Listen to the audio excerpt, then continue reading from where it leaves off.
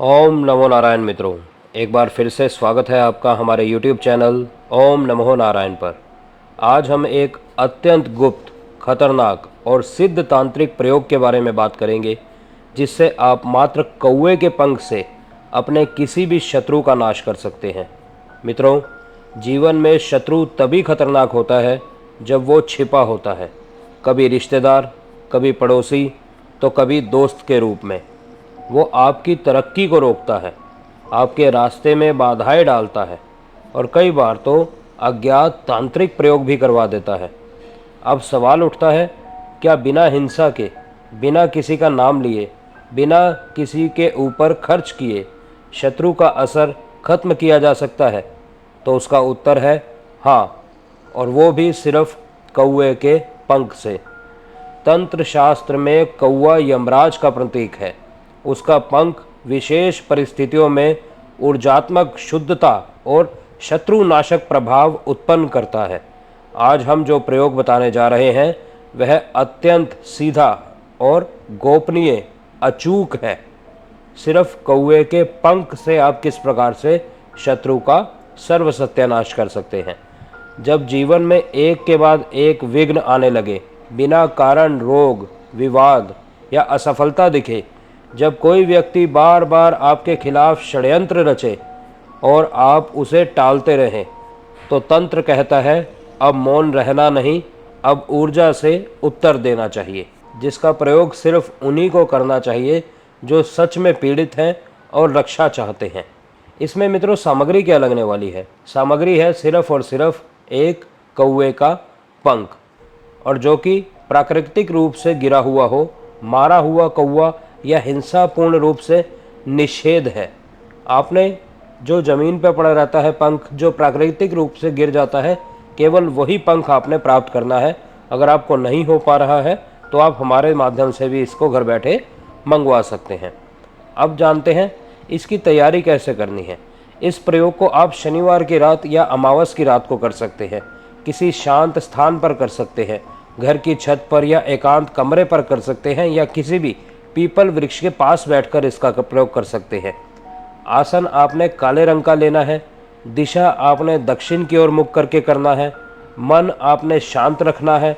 प्रयोग के दौरान कोई मोबाइल, बातचीत या किसी भी प्रकार से आपका ध्यान भंग नहीं होना चाहिए। इस बात का आपने खास तौर पर ध्यान रखना है।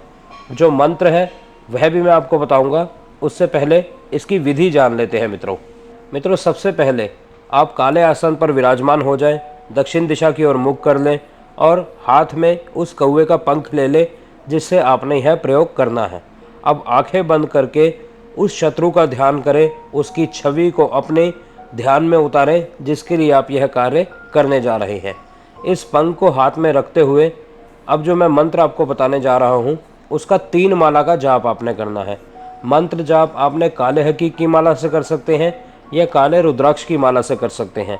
माला का संस्कार जरूर करें, बिना संस्कार की बाजार से लाई माला का उपयोग ना करें।